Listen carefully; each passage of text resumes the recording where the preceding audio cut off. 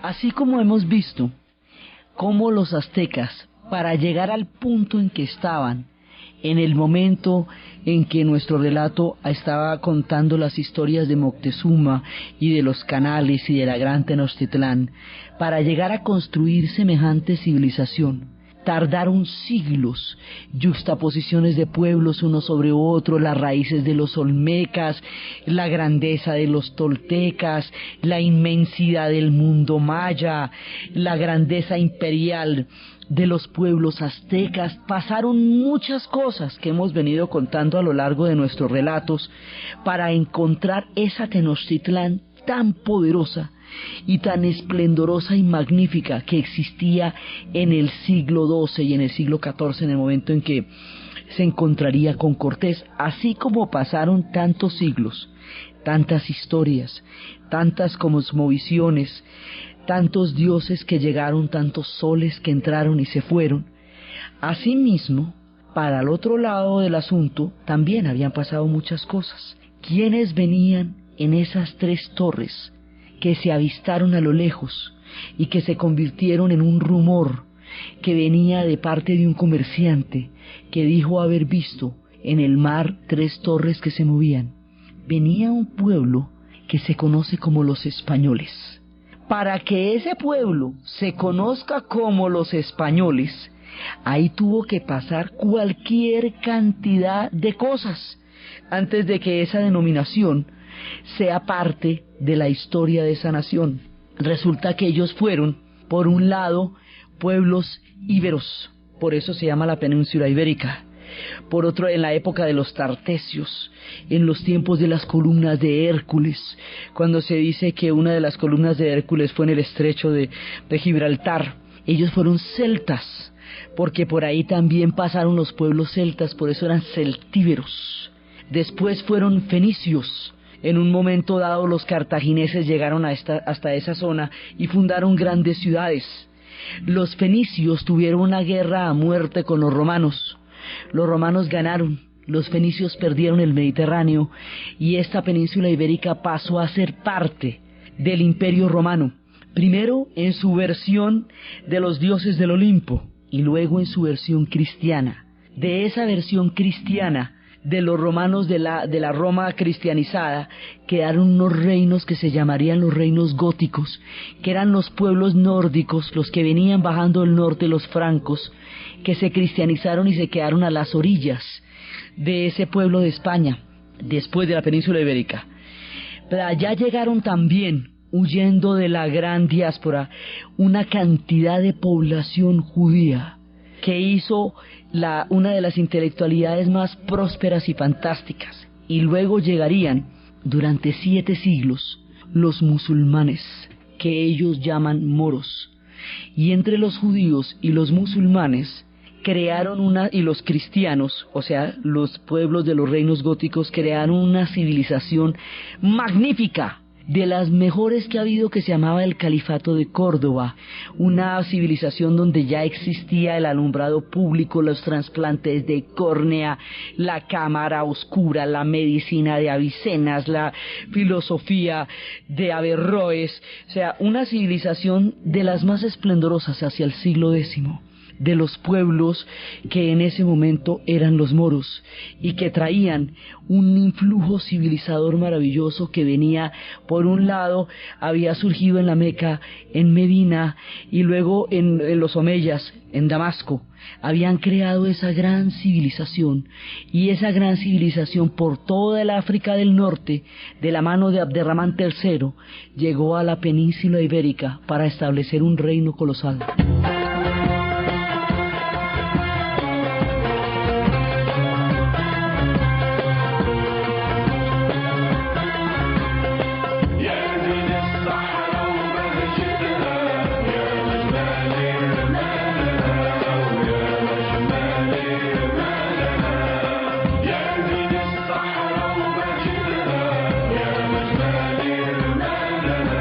En la Universidad de Murcia se hablaba en ese momento el latín, el árabe y el hebreo.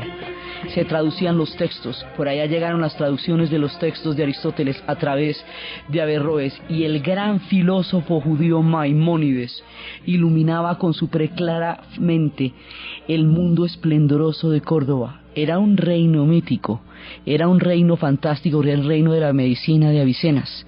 Ese reino permitió una cosa que no se ha vuelto a dar: la coexistencia pacífica, armoniosa, enriquecedora, tolerante y mutuamente factor de crecimiento para cada uno de ellos, de judíos, de moros y de cristianos. Los pueblos de las religiones del libro en Córdoba vivieron juntos y demostraron que esa convivencia en estado de armonía producía grandes y magníficas civilizaciones. Eso fue un tiempo. Y allá la intelectualidad judía era lo más granado, lo más floreciente del esplendor del reino de Córdoba.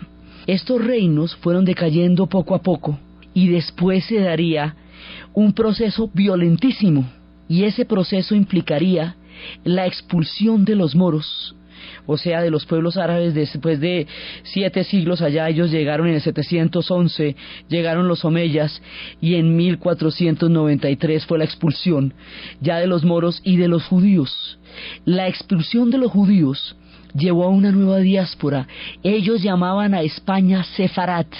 Llegaron allá porque habían sido expulsados del templo de Jerusalén por los romanos, y unos fueron a Alemania, se llamaron Ashkenazis, y otros fueron a España, se llamaron sefarditas, porque Sefarat era el nombre que ellos le daban a España. De allá vienen los judíos sefarditas, y esto que vamos a escuchar es una canción sefardí.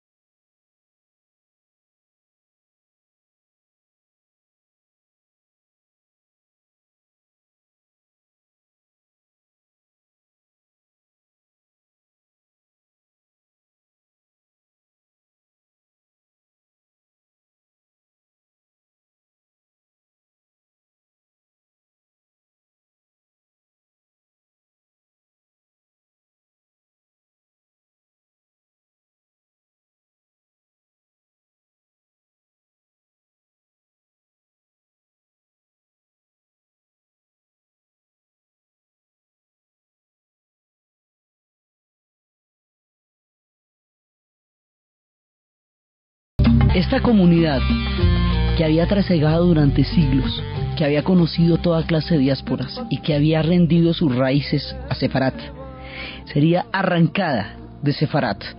Tendrían que ir por el mundo tendrían que dejar de ser judíos para poderse quedar en España, tendrían que abjurar de su fe. Por eso viene desde ese entonces la tradición de poner los chorizos a la salida de las puertas para demostrar que se come carne de cerdo, explícita prohibición en el judaísmo. Era una manera de demostrar públicamente que no se era un judío a escondidas, o sea, criptojudaísmo. Revisaban que no tuvieran cambios de hábitos los sábados, que no cambiaran las sábanas, que no cambiaran todo, porque entonces significa que estaban celebrando la Sabbat. El pueblo de Sefarat tiene que disfrazar sus apellidos y sus nombres y andar por el mundo en una nueva diáspora. Muchísimos de ellos llegarían hasta nosotros con apellidos que no podemos rastrear y formarían parte de nosotros también. De los moros que hicieron tanto por lo que se llamaría Andalucía, Al-Ándalus, de ellos llegarían muchos también, con toda la herencia mora del tiempo de los omeyas. Toda esta gente va viniendo hacia nosotros con todas estas historias detrás. Después de la expulsión del pueblo de Sefarat y después de la expulsión de los árabes, que nos cantaba Serrat al principio, el musulmán lo perdió todo, la casa, el sueño y la heredad, en nombre de la cristiandad. Se va a crear un proyecto católico, un proyecto religioso, en el cual hay que primero tener en cuenta dos cosas: crear una fe alrededor de la cual se va a aglutinar una nación, un estado. Pero además es importantísimo eliminar el peligro de las descendencias por la vía de Portugal, que entonces era un imperio tremendo, porque ese fue el que estrenó los imperios de la modernidad y el primero que se hizo estado, o por el otro lado la descendencia francesa. Entonces cualquiera de los dos podía tener acceso al trono español. Para evitar eso, dos reyes de una de las provincias centrales que no tenían en su linaje sangre portuguesa ni francesa, crearon una fusión, Castilla y Aragón. Esa fusión era una biarquía, es decir, era una monarquía en donde cada uno de los dos soberanos era autónomo en su reino. Isabel mandaba en Castilla, por eso decían que tanto monta tanto, Isabel como Fernando. Quiere decir que lo de ella, o sea, que ella tenía paridad en el proyecto real. Y por el otro lado, Fernando pues organizó todos los antiguos caballeros, los caballeros de la Orden de Santiago de Compostela, todos los caballeros hospitalarios, toda la gente que se formó durante toda la época en que se dan las peregrinaciones por Santiago de Compostela, en los tiempos posteriores a las cruzadas, todos esos ejércitos que habían, todos esos hombres que se habían enfrentado con el Cid, todos comandados por el Cid Campeador, que se habían enfrentado con los moros y que habían durado siglos en esas guerras entre moros y cristianos, todos esos los va a juntar y va a ser un ejército, uno solo, un ejército poderoso y unificado. Con esta biarquía, con el proyecto católico, un acto religioso confesional de una fe profundísima y una institución monárquica completamente sellada y soldada como forma de unificar todos los antiguos reinos, se crea ahora sí un país que se llama España. Ahora sí podemos hablar de español, pero mire todo lo que pasó antes de poder hablar de los españoles. Entonces, cuando Isabel y Fernando montan el sistema de la monarquía, de la fe católica y del ejército unitario, entonces empieza a existir España. Cuando empieza a existir España, en ese momento empiezan a existir los tercios españoles. Y los tercios españoles son una forma de guerra, un mecanismo de pelea que va a ser muy eficiente. Y después vienen los azares del destino. Entonces, por los azares del destino de Fernando e Isabel, van a tener una hija, viene un montón de gente y todo ese montón de gente se muere y termina gobernando una chica que era la que menos le tocaba, como pasa en los azares de las monarquías, a la que conoceríamos como Juana la Loca. Y Juana la Loca se va a casar con Felipe el Hermoso, uniendo los reinos de Austria, que era en ese momento el imperio más grande de Europa Central, con el imperio de España. El hijo de ellos dos será Carlos V, el hombre en cuyo imperio no se va a ocultar el sol. En ese proceso se va a dar el encuentro con el mundo de los aztecas y con el mundo de los incas, que en un principio no tenía mayor interés, era una aventura Era una aventura que de pronto podría suceder, pero que no era central en la geopolítica europea cuando todo se estaba dando dentro del mundo de los europeos. Entonces, en ese momento, Isabel puede tomar decisiones propias, como apostarle a una empresa de navegación. Por ejemplo, ella podía decidir eso, a una empresa de navegación que ya habían rechazado Portugal, Génova, Venecia, todas las capitales navieras del mundo de entonces habían rechazado la empresa porque era una empresa que se consideraba muy loca y que no parecía viable desde el punto de vista de los conocimientos de navegación que había en la época. Ella podía apostar una fortuna a eso sin que le diera mayor problema y en cambio, o sea, sin mucho que perder y finalmente todo que ganar. ¿Qué tal que lleguen a las Indias? ¿Qué tal que sí consigan la pimienta? ¿Qué tal que sí consigan la canela? Las especias son muy importantes en ese momento en Europa porque ellos no las producen. Entonces solamente producen caza, cotos de caza, pero un animal de esos sin pimientica, sin canela, sin coma, se le hubiera quedado, no sabía nada. Entonces las especias eran importantísimas no solamente para la exquisitez del gusto de los europeos, sino para poder conservar las carnes, porque no existía en ese entonces la refrigeración. Entonces las especias hacían posible la conservación de los alimentos a largo plazo. Entonces ella podía tomar ese tipo de decisiones y las tomó en un momento dado. Así casi por azar se van a topar con un mundo que ellos no se pueden imaginar. Un mundo en el cual ninguno de los dos se puede imaginar lo que va a pasar. Ni los pueblos precolombinos, ni el gran mundo de los mexicanos, del mundo de los mexicas, ni de los aztecas, ni de los mayas, se podía imaginar nunca que existiera otro mundo fuera de ellos. Eran tan grandes los límites de esos pueblos, situándonos desde Colorado, desde lo que hoy es el estado de Colorado en Estados Unidos, hasta lo que hoy es Honduras y parte de El Salvador, habiendo atravesado Guatemala y la península de Yucatán. Ese era el mundo de los mexicas, de los mayas, de los aztecas. Entonces era un mundo tan grande, tan autorreferencial, tan inmenso, que a ellos no se les ocurría que existiera otro mundo en alguna otra parte. Esto no era, digamos, no era concebible. Era como durante mucho tiempo le pasaba a los chinos, que ellos, pues más allá de sus fronteras no existía nada más, porque eran el ombligo del mundo. Los pueblos han sido el ombligo del mundo, los incas también, Cusco era el ombligo del mundo. Entonces resulta que ellos no se imaginaban que existieran otras tierras. Además, mire, este mundo va de costa a costa, ¿eh? Entonces, ¿usted qué va a imaginar? Que ese mar es un océano que comunica con otra porción terrestre gigantesca que está al otro lado del océano. ¿De dónde va a sacar eso? Y por el otro lado, los europeos se habían cocinado durante milenios con los asiáticos y con los africanos, y todos sabían de la existencia de todos, desde cuando los imperios empezaron en Oriente y atravesaban los estrechos y atravesaban los pueblos del Medio Oriente, de Turquía y todo, para llegar al otro lado, hasta cuando pasaba al contrario, cuando los imperios empezaron en Occidente y entonces atravesaban esos pueblos del Medio Oriente para llegar al otro lado, al Lejano Oriente. Entonces, de alguna manera, el gigantesco bloque continental, que significa el Asia, el África y Europa, siempre se conoció que por la ruta de la seda, que por la Arabia Feliz, que por la ruta de las especias. Siempre las rutas comerciales dieron una u otra manera, que por las guerras, que si Bizancio, que si Turquía, que si los otomanos, siempre tuvieron relaciones unos con otros y sabían de la existencia los unos de los otros. Ese era el mundo conocido. Chismes dijeron los griegos de una porción de tierra tan al sur que se llamara Australia, de lo puro austral, pero eran chismes griegos. Hartos chismes tenían los griegos, vete tú a saber. Nadie nunca lo vio hasta cuando llegaría mucho tiempo después el capitán Cook.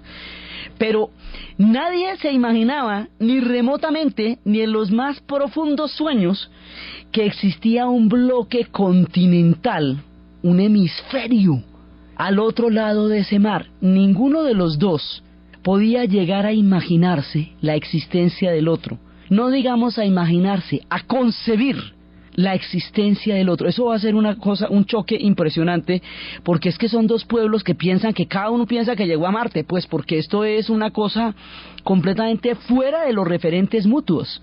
El viaje que había emprendido Colón era a la India, era a Zipango y a Catay, y era por la ruta de las especies, pensando que había encontrado un atajo en el mar que lo podía llevar más rápidamente si hacía la vuelta por el Atlántico.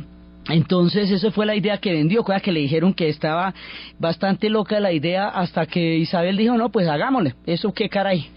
Entonces el tipo se encuentra, primero se demora muchísimo, porque si usted llega a las islas, a la Dominicana, si usted llega a las islas del Caribe y luego llega a Panamá, ¿usted qué se va a imaginar? Que eso es un polo, una porción de tierra tan grande que hacia arriba se ensancha tanto como el Canadá y hacia abajo se ensancha tanto como el Brasil, y que termina en la Tierra del Fuego y en el extremo de la península del Labrador. Se va a imaginar eso, ¿no ve que esas cosas desafían la imaginación?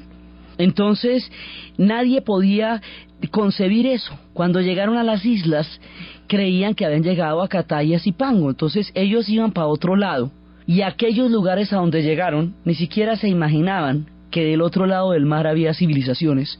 No había una comunicación entre los pueblos taínos que había en el Caribe y los pueblos aztecas. De haberla, los aztecas hubieran podido saber que a los taínos los exterminaron, que la provincia de Matanzas en Cuba se llama así por la matanza de todos los indígenas que existían allá. De haber sabido lo que pasó en el Caribe, no se hubieran presentado las ambigüedades que tuvieron con la presencia de un hombre con un casco de plumas en el año 1 Caña, en el momento en que estaba la profecía de Quetzalcóatl.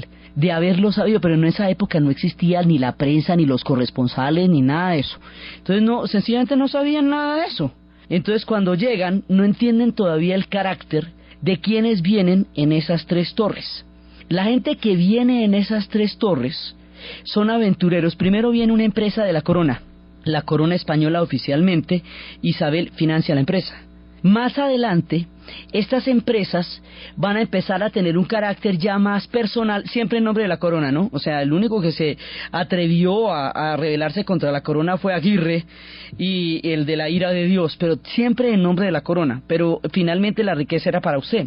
Entonces, aquellos que no clasificaban a los tercios españoles, los que no eran los de Mostrar, que eran los que estaban aliados con los Habsburgo, con los austríacos, y que estaban por toda Europa, el segundo de la familia, el que no clasifica, ese se puede ir para el nuevo mundo que se está descubriendo, cuya importancia fue creciendo gradualmente y paulatinamente a lo largo del tiempo. Eso al principio no se pillaron que se habían encontrado la lotería de la historia, que ese descubrimiento los haría convertirse en un gran imperio, que no se ocultaría el sol. Ellos no se imaginaron lo que venía pierna arriba, así que esto es muy gradual, eso se demoran bastante en pellizcarse qué fue lo que se encontraron allá. Mientras tanto van yendo estos personajes que son los segundos, en una época en que si bien la fe determina las acciones humanas, también está llegando el capitalismo, y el afán de la fortuna y el afán del dinero anima tanto como la fe a todos estos aventureros que más adelante van a atravesar, en medio de los más inclementes peligros, los océanos para llegar hacia lo desconocido, motivados tanto por un misticismo profundo como por el afán de don dinero. Madre, yo al loro me humillo, eres mi amante y mi amado, pues de puro enamorado, de continuo anda amarillo, que pues doblo no sencillo, hace todo cuanto quiero, poderoso caballero, es don din don, es don dinero. Nace en las Indias honrado, donde el mundo le acompaña, viene a morir en España y es en Génova enterrado, y pues quien le trae al lado es hermoso aunque sea fiero, poderoso caballero, es don din don, es don dinero. Es galán y es como un oro, tiene quebrado el color, persona de gran valor, tan cristiano como moro, que pues da y quita el decoro y quebranta cualquier fuero, poderoso caballero, es don din don, es don dinero.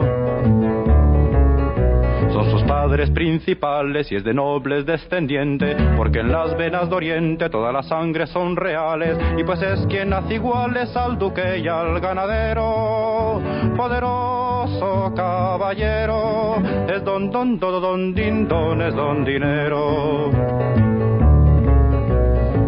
importar en los tratos y dar tan buenos consejos. En las casas de los viejos gatos le guardan de gatos, y pues él rompe recatos y ablanda al juez más severo. Poderoso caballero, es don din don, es don dinero. Poderosos caballeros llegarían en esas torres y en muchas otras. Poderosos caballeros que venían buscando ¿qué? Venían buscando quimeras, cantidades de quimeras, la ciudad de los papas blancos, las 7 ciudades de Cibola, el mito del dorado que nace tan pronto entran en contacto con estas tierras, vienen buscando quimeras, historias fantasiosas, grandes aventuras, tesoros perdidos, civilizaciones que ellos no imaginaban. Desde ahí, nuestro continente adquiere un carácter quimérico, porque venían buscando estas cosas tan extrañas que estaban en la imaginación de las leyendas populares y que hablaban de un lugar donde todo eso sucedía.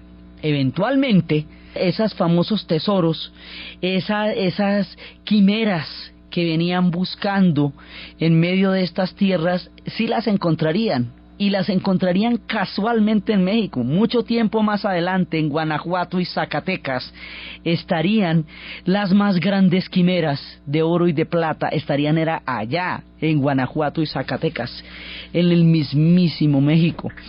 Pero eso va a suceder más adelante. Entonces vienen buscando las quimeras. Y aquí se van a juntar 2 cosmovisiones. Una vez que se encuentren con los poderosos caballeros, vienen de una cultura guerrera, porque acaban de tener siglos de guerras entre la unificación, la expulsión de los moros, la expulsión de los judíos, la unificación de los reinos, los tercios españoles, las guerras de expansión del imperio. Es una cultura guerrerísima la que va a llegar. Y se va a encontrar con otra cultura recontra guerrera, que son los aztecas también. Los aztecas tienen guerras floridas, por motivos completamente religiosos, es decir, todo su universo es ritual, sus guerras también lo son. Los españoles tienen guerras santas, porque todo esto se hace en nombre de Dios y del rey. Desde los tiempos de las cruzadas, la idea del pacifismo cambió por la idea de la guerra santa, y esa guerra después se esgrimió durante los tiempos de moros y cristianos. Entonces vienen con una idea de una guerra santa. Los dos son pueblos místicos.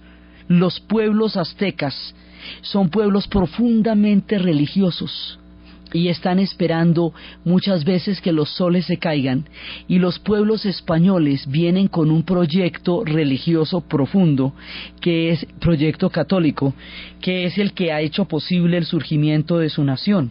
Así que se enfrentan 2 pueblos, 2 civilizaciones que son muy distintas y que tienen muchas cosas en común. Este Cristo que van a traer es un Cristo que sangra, como los mayas. Es un Cristo que se sacrifica, como ellos conocen los sacrificios. Lo que pasa es que en el cristianismo el sacrificio ha adquirido un carácter simbólico. Es decir, en lugar de ser un sacrificio físico de la carne y de la sangre, se vuelve un sacrificio simbólico a través de la hostia. Eso, digamos, es un punto fundamental, un cambio trascendental en la idea de los sacrificios, desde los tiempos de las religiones del bosque y desde los tiempos de los pueblos precolombinos, a una forma en que también creen el sacrificio, también sacrifica la carne y la sangre, pero no lo hace de una manera física, sino que lo hace de una manera simbólica, a través del cáliz, a través de la hostia, y eso es, digamos, un cambio trascendental en el concepto del sacrificio, que en últimas muchos agradecerían, por un lado. Por otro lado, es un Cristo sangrante, como los mayas y como los aztecas. Es un Cristo que sangra por su carácter divino. Es un Cristo que renace, que después de morir va a renacer, como ellos renacen después de que han muerto en los sacrificios. O sea, esencialmente tiene una cantidad de cosas comunes. La cruz, esa cruz de los mayas, de los 3 fogones, esa gran cruz, ellos también traen una cruz. Pero lo que pasa es que son diferentes, pero son símbolos que ellos pueden entender. Por la cruz, por el sacrificio, por la sangre, por el renacimiento, por la nueva vida, es que va a poderse producir un fenómeno de cristianización profundísimo en México. Tan profundo que los mexicanos serán cristianos de una manera fervorosa, entrañable, profunda y espiritual. Hasta el fondo del abismo, digamos, hasta el fondo de su corazón, ellos van a ser cristianos porque se va a establecer un sincretismo profundo entre estas dos versiones de la fe. Pero si bien existe una forma de sincretismo posible entre estas dos versiones de lo sagrado, el proyecto es distintísimo y el proyecto es incompatible. El proyecto que traen los españoles de un imperio como ellos lo van a concebir, con los propósitos que tiene y de la manera que se va a hacer, con el mundo tal como estaba en ese momento en los aztecas, es inconcebible. Eso no se puede compatibilizar de ninguna manera. Van a llegar estos caballeros del tiempo de la gran literatura, van a llegar estos caballeros con todas estas historias detrás, con los libros de caballería, con toda esta cultura mística, van a llegar allende los mares, estos hombres que vienen en esas torres, al mundo de las fantásticas cosmovisiones del sol, al mundo de las grandes ciudades y de las selvas, a un mundo que no cabe en su imaginación. Van a llegar a un mundo completamente inesperado.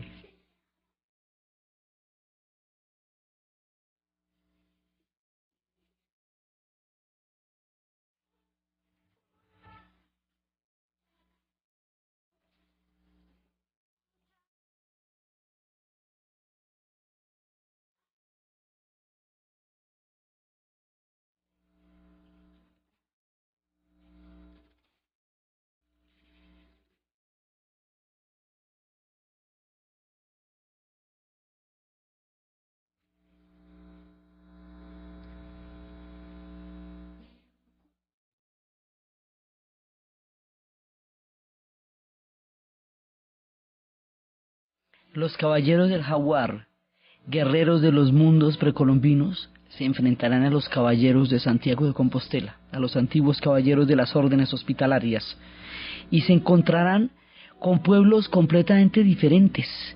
Así como los egipcios perdieron su autonomía después de 27 siglos cuando formaron parte del Imperio Romano, hasta ahí llegó la autonomía de ellos. Cuando se encuentren estos dos mundos, va a haber un cataclismo de tales proporciones que este mundo que llevamos siglos creando, el mundo de los olmecas, de los toltecas, de los mexicas, de los aztecas, de los mayas, este mundo se detiene en el tiempo y va a formar parte del Imperio Español. Y cuando forme parte del Imperio Español, va a ser el corazón del Imperio Español. Estaba tan montado este imperio ya, que los españoles lo que hicieron fue poner el suyo por encima de un imperio que ya estaba totalmente estructurado.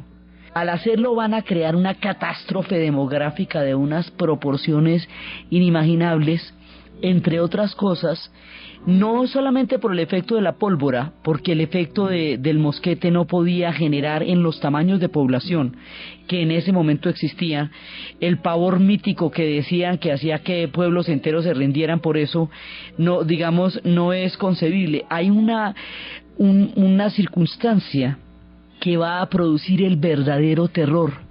Estos pueblos que vienen de Europa traen enfermedades y virus que los pueblos mexicanos, los mexicas, los aztecas no conocían.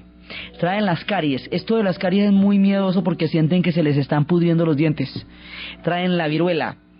Acuérdense que habíamos hablado de la diferencia de las condiciones de salubridad de los pueblos de Tenochtitlán con todo su sistema de irrigación y de canales y de puentes y de diques, y habíamos visto que en Europa no había ese tipo de ingeniería de acueductos, porque esa ingeniería había terminado con la destrucción del acueducto romano.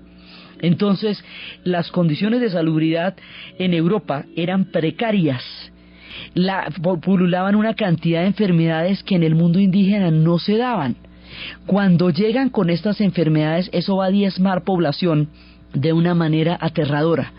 Las alianzas existían, desde siempre existieron, no tenía ningún misterio establecer alianzas con estos recién llegados, que además eran muy poquitos y que sonaba razonable con las armas que tenían y el sistema de guerra que tenían. Podía perfectamente darse una alianza con ellos contra los aztecas, que habíamos visto la vez pasada como las fisuras y las broncas que los pueblos de alrededor estaban empezando a almacenar por la cantidad tan exigente de tributos que significaba el esplendor de la Triple Alianza, de lo que era Tenochtitlán, Texcoco y Tacuba, cómo eso había generado una cantidad de resentimientos y cómo una alianza para poder revertir esa situación de hegemonía no solamente sonaba razonable, sino que se había presentado a lo largo de los siglos entre todos estos pueblos del antiguo mundo precolombino. Eso no tenía ningún misterio. Entonces llegan los españoles y cuando se van a aliar con ellos, como se aliaban entre sí cada vez que un pueblo resultaba demasiado hegemónico y los demás querían revertir el equilibrio de poder como estaba dado en ese momento. Eso no tiene problema. Son las enfermedades las que no van a poder entender y no van a poder combatir porque no tienen contra eso. Es como si fuera una gran guerra química, una gran guerra bacteriológica, frente a la cual son completamente indefensos. Además, no se imaginan que detrás de estas 3 torres hay un imperio gigantesco en plena expansión, con los recursos para llegar allá y para montar un proyecto hegemónico. Eso no se lo pueden imaginar, o sea, no entienden en ese momento porque no conciben, porque no es posible, porque no es imaginable que la gente que viene en estas 3 torres es distinta a los demás pueblos que hay allá, porque viene de otro lado y hay un imperio detrás en las otras porciones de la tierra que ellos no sabían que existían. A diferencia de los moros e incluso de los pueblos de Sefarat, a diferencia de ellos que se van en la diáspora, no existía ningún mundo para los mexicanos, para los mexicas, para los aztecas, para el mundo precolombino distinto del que tenían. Los moros fueron expulsados de la península y se devolvieron de donde venían. Volvieron a la Arabia, volvieron al Sahara, porque la Arabia y el Sahara seguían existiendo, eso no desapareció. Aún los pueblos africanos, en medio de su futuro y terrible dolor, podrán referirse a un África que sigue existiendo. Había un otro lugar de donde venían y a donde, aunque fuera míticamente, podrían regresar. Los pueblos precolombinos no existía ningún universo, ningún cosmos más allá de estos límites que se daban entre Colorado y Salvador, donde vivían los pueblos mexicas. No existía ningún límite más allá del increíble imperio inca que iba desde el Perú hasta Chile. No existía ningún mundo más allá de los pueblos de la pradera, de los pueblos del bisonte, de los pueblos del cocodrilo, de los pueblos de los alces, de los pueblos de los renos que habitaban en la parte de arriba. En ninguno de estos universos, desde la península del Labrador hasta la Tierra del Fuego, existía un mundo más allá a donde regresar en el caso de ser expulsados de él. Era el único mundo que había, era el único cosmos que existía para cada uno de estos pueblos. No existía un mundo más allá de las salinas de Zipaquirá y del altiplano, no existía un mundo más allá de las nieves de las sierras del Cocuy ni de la Sierra Nevada, no existía un mundo más allá de la tierra taína del Caribe, no existía nada más. Nadie compartía sus dioses, no estaban en ninguna otra parte porque eran culturas absolutamente únicas. Y esos dioses, ese dios Quetzalcóatl, que iba a regresar algún día en el año 1 Caña, solo existía entre los pueblos del antiguo México.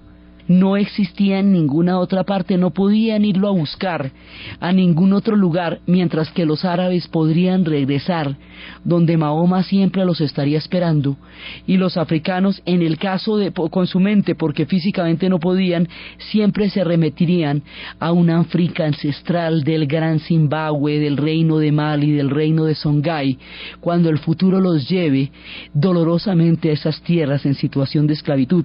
Entonces esta gente no tiene a dónde irse, sus dioses no los comparte nadie más. Va a llegar un único Dios, que además es inconcebible, un único Dios, y hay un imperio detrás, tan grande como las estrellas, tan poderoso como va surgiendo. Entonces no hay salida para ellos. Esto va a producir la catástrofe demográfica, el encuentro de las dos culturas, porque los proyectos son distintísimos. el proyecto de los aztecas era seguir manteniendo todo su mundo como ellos lo habían construido. Los aztecas tenían una tecnología avanzadísima para el mundo precolombino, pero esa tecnología no servía para enfrentar al mundo de los españoles, porque el mundo de los españoles ya conocía la infantería, ya habían caído las murallas de Constantinopla a manos de los cañones turcos, ya existía la tecnología del cañón, de la bala. Esa tecnología, la infantería, los mosquetes, la alabarda, el sistema de lucha que van a desarrollar, sí es tecnológicamente superior al que tenían los aztecas. El de los aztecas, que era defender un lago y simplemente levantar las murallas y quedar en una isla, que era tradicionalmente como se defienden los pueblos, era muy eficaz frente a sus vecinos, frente a las 400 ciudades de las cuales ellos, de cuyos tributos contribuían al esplendor de la Triple Alianza. Sus guerras eran guerras floridas, guerras para tomar prisioneros, de manera que esos prisioneros fueran llevados al sacrificio. Sus guerras no tenían como fin la muerte en combate, aunque se diera, sino el de los prisioneros para el sacrificio. Los tercios españoles vienen con una idea de la guerra que es una guerra de victorias, no es una guerra ritual, aunque sea una guerra religiosa, aunque se haga en nombre de una fe y una corona, no es una guerra ritual. Es una guerra militar, organizada en términos modernos, de las guerras modernas. Ese tipo de guerras los aztecas no las conocen, porque llevaban siglos en sus guerras floridas y en sus guerras de conquistas de las otras tribus, donde relativamente estaban en una situación pareja, no había una ventaja tecnológica. Entonces la ventaja tecnológica el tipo de guerras que tenían, la concepción misma de la guerra, va a hacer que se enfrenten a una situación completamente nueva. Es totalmente distinto lo que va a pasar. Sus cosmovisiones son dioses diferentes los que se van a encontrar, compatibles más adelante, pero diferentes cuando se van a encontrar. La idea de los españoles era conseguir grandiosidad, dinero, oro, celebridad en esas tierras para luego regresar a España convertidos en poderosos caballeros. Esa era la idea. Estos pueblos querían mantener su cosmovisión tal como la habían tenido y mantener su orden de cosas como la habían tenido, con la perfecta percepción de que sus soles desaparecerían. Pueblos que están esperando el desastre, siempre están esperando el desastre, porque los soles desaparecen y los soles mueren. Así que, de alguna manera, su cosmovisión presiente una hecatombe en la medida en que está preparando un desastre. La hecatombe llegaría en unas proporciones en las cuales ellos no se pueden imaginar, en unas proporciones más allá de todo, porque es el choque entre dos civilizaciones. El choque entre estas dos civilizaciones, la civilización que venía en esas torres de España, con el pueblo del chocolate y de la astronomía, con los calendarios, con el pueblo de Tenochtitlán, va a producirse en una tragedia demográfica que va a fragmentar nuestra historia. Ellos no van a desaparecer, ellos no han desaparecido. Es más, gobiernan Bolivia, sí, o sea, tan no desaparecen que están vivos. Estos no son pueblos del pasado. Lo que pasa es que van a quedar contenidos dentro de un imperio que tiene unos códigos completamente distintos, pero no desaparecen. Nuestra historia se fragmenta, se rompe, y es muy difícil establecer los lazos según cada pueblo. O sea, cada pueblo tiene una relación diferente con el pasado. Los mexicanos tienen una relación mucho más viva, mucho más profunda, como hemos hablado, porque mantienen esa línea del mundo de los mexicas. Otros pueblos no tuvieron ese chance, como los araucanos y los patagones, que no se rindieron hasta que los exterminaron. Los pueblos del norte, los pueblos de la pradera, del bisonte, esos pueblos los van a exterminar hasta llevarlos a reservas. Cada pueblo sufre esta tragedia de una manera diferente. Nosotros nos fragmentamos en un recuerdo nebuloso de una realidad que todavía está ahí, en nuestras selvas, en nuestras sierras, en nuestros ríos. Está ese mundo presente y vivo. Nuestra conexión con ese mundo parece nebulosa en el tiempo, a pesar de lo presente que ese mundo está entre nosotros. Entonces aquí es donde se van a producir fracturas muy grandes. No va a desaparecer el mundo indígena. El mundo indígena va a quedar contenido dentro de un imperio creciente que va a llegar a ser gigantesco, como los egipcios quedaron contenidos dentro del mundo romano. Y así como durante 19 siglos se silenciaron los jeroglíficos para poder solamente en el siglo XIX tener los elementos para entender qué decían esos templos, el nuestro se silenció durante bastante tiempo, y son tiempos de empezar a contar qué decían esos antiguos pueblos y qué dicen todavía. Entonces aquí dos civilizaciones van a chocar. El choque de estas dos civilizaciones, el choque de estos dos grandes imperios, de estos dos colosales pueblos, cada uno con su cosmovisión, cada uno con su Dios, cada uno con su sentido de lo sagrado.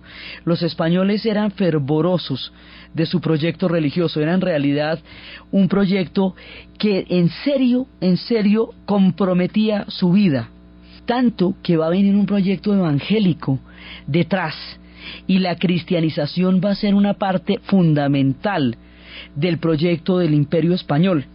Ellos van a venir en una situación completamente mística, pero también vienen en una situación extractiva para conseguir dinero, también vienen movidos por una sed de aventura y un valor, porque se necesita muchísimo coraje para armar un vuelto de estos y llegar a lugares tan desconocidos y tan inimaginables donde lo podía esperar cualquier cosa y cualquier cosa los esperaba. Entonces, ese proyecto va a llegar y va a constituir una hegemonía. Y esa hegemonía va a constituir un imperio grandísimo, y de ese imperio va a haber dos columnas vertebrales: México y Perú. Los demás somos subsidiados. Sí, o sea, chéveres, bonitos, queridos, encantadores, pero la cosa era con México y Perú. Porque, o sea, con las grandes civilizaciones del mundo precolombino, donde estaban los grandes imperios, se va a montar el Imperio Español. Sobre el mundo de los aztecas, después vamos a ver con la caída de Tenochtitlán y todo eso, se va a montar el Imperio Español, y allá es donde va a tener su fuerza más grande. Eso se va a llamar Nueva España, precisamente porque va a ser el corazón del Imperio Español, y porque sobre las piedras de esas grandes civilizaciones van a construir ellos su imperio. Y este mundo mexicano va a ser tan importante, este mundo de los mexicas, dentro del Imperio Español, como fue corazón del mundo cuando eran hegemónicos y autónomos. Es decir, esta nación siempre va a ser importante, aunque cambie sus fases y aunque cambie su historia.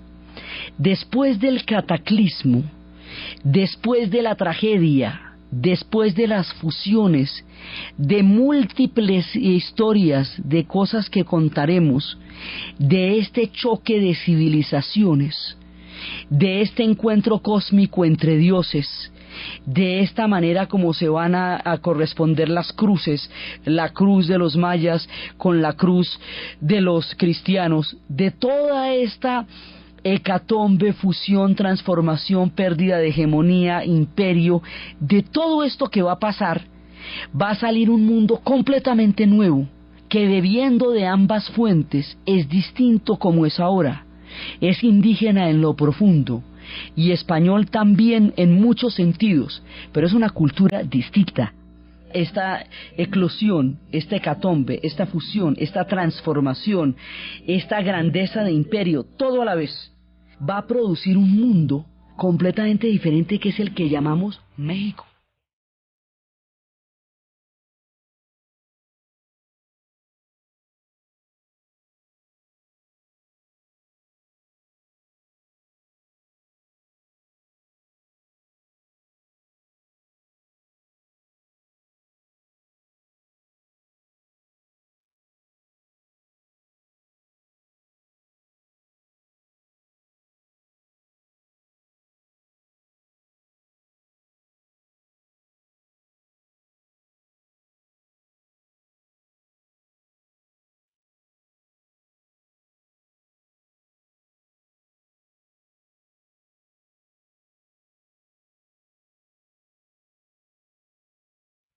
Pero ¿cómo se va a dar esto? O sea, ¿cómo van a pasar todas estas cosas hasta que se vaya a formar esta nación fruto de estas fusiones. ¿Quiénes son los que van a empezar a protagonizar toda esta historia? Son dos personajes. Es Moctezuma por los aztecas, a quien le tocó solo la responsabilidad de enfrentar esto, porque el rey sabio de Texcoco había muerto de tristeza tras el suicidio de su hijo, y en Tacuba la situación no estaba como para que hubiera un gobernante capaz de asesorarlo. A Moctezuma le va a tocar solo enfrentar esto. Y por el otro lado, en las Tres Torres, viene Hernán Cortés. ¿Quiénes son estos dos personajes? ¿Cómo se van a encontrar? Cortés hablaba latín, Moctezuma era un gran gobernante. ¿Cómo se encuentran los dos mundos? A través de este par de protagonistas. ¿Cómo se ven el uno al otro? ¿Y cómo empieza toda esta historia que va a llevar a la caída de Tenochtitlán? Es lo que vamos a ver en el siguiente programa. Entonces, desde los espacios de las torres que se avientan a lo lejos en el mar, desde las cosmogonías completamente distintas de estos dos pueblos y estas dos visiones, desde esa España que se ha formado entre íberos y entre celtas y entre moros y entre cristianos y entre judíos sefarditas y todos los pueblos que la habitaron en la península, hasta este otro pueblo que es una suma de oltecas, de zapotecas, de aztecas, de mexicas, desde las dos civilizaciones que se van a encontrar en un punto de la historia y van a producir una historia impresionante. En la narración, Diana Uribe; en la producción, Ernesto Díaz. Y para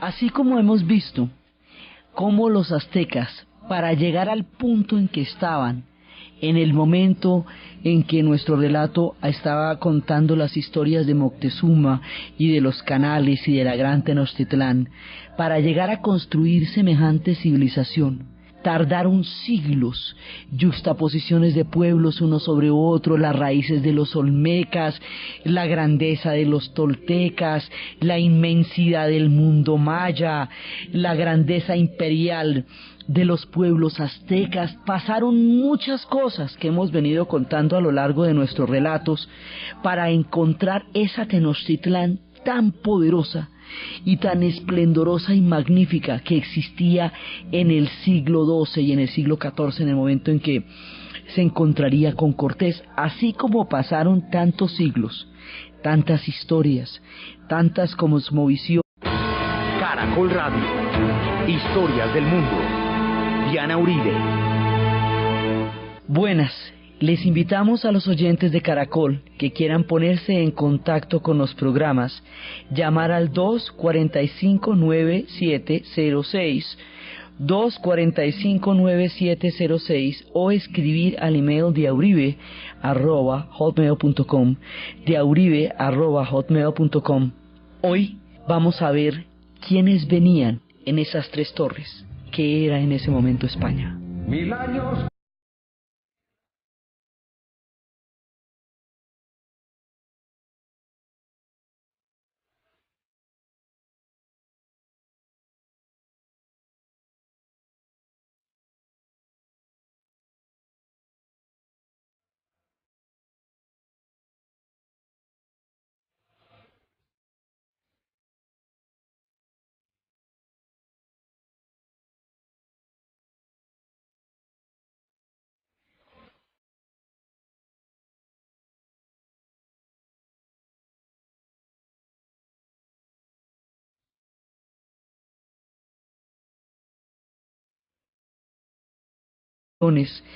tantos dioses que llegaron, tantos soles que entraron y se fueron. Asimismo, para el otro lado del asunto, también habían pasado muchas cosas. ¿Quiénes venían en esas 3 torres que se avistaron a lo lejos y que se convirtieron en un rumor que venía de parte de un comerciante que dijo haber visto en el mar 3 torres que se movían? Venía un pueblo que se conoce como los españoles. Para que ese pueblo se conozca como los españoles, ahí tuvo que pasar cualquier cantidad de cosas antes de que esa denominación sea parte de la historia de esa nación. Resulta que ellos fueron, por un lado, pueblos íberos, por eso se llama la península ibérica. Por otro, en la época de los tartesios, en los tiempos de las columnas de Hércules, cuando se dice que una de las columnas de Hércules fue en el estrecho de Gibraltar, ellos fueron celtas, porque por ahí también pasaron los pueblos celtas, por eso eran celtíberos. Después fueron fenicios. En un momento dado los cartagineses llegaron hasta esa zona y fundaron grandes ciudades. Los fenicios tuvieron una guerra a muerte con los romanos. Los romanos ganaron, los fenicios perdieron el Mediterráneo y esta península ibérica pasó a ser parte del Imperio Romano. Primero en su versión de los dioses del Olimpo y luego en su versión cristiana. De esa versión cristiana de los romanos de la Roma cristianizada quedaron unos reinos que se llamarían los reinos góticos, que eran los pueblos nórdicos, los que venían bajando del norte, los francos, que se cristianizaron y se quedaron a las orillas de ese pueblo de España, después de la península ibérica. Pero allá llegaron también, huyendo de la gran diáspora, una cantidad de población judía, que hizo una de las intelectualidades más prósperas y fantásticas. Y luego llegarían, durante 7 siglos, los musulmanes, que ellos llaman moros. Y entre los judíos y los musulmanes crearon y los cristianos, o sea, los pueblos de los reinos góticos, crearon una civilización magnífica, de las mejores que ha habido, que se llamaba el Califato de Córdoba, una civilización donde ya existía el alumbrado público, los trasplantes de córnea, la cámara oscura, la medicina de Avicenas, la filosofía de Averroes, o sea, una civilización de las más esplendorosas hacia el siglo X, de los pueblos que en ese momento eran los moros y que traían un influjo civilizador maravilloso que venía, por un lado, había surgido en la Meca, en Medina y luego en los omeyas, en Damasco. Habían creado esa gran civilización y esa gran civilización por toda el África del Norte, de la mano de Abderramán III, llegó a la península ibérica para establecer un reino colosal.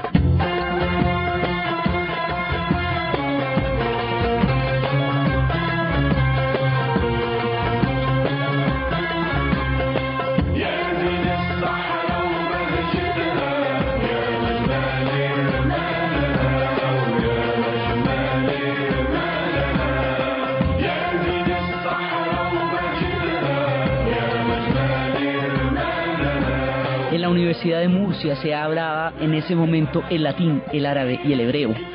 Se traducían los textos, por allá llegaron las traducciones de los textos de Aristóteles a través de Averroes, y el gran filósofo judío Maimónides iluminaba con su preclara mente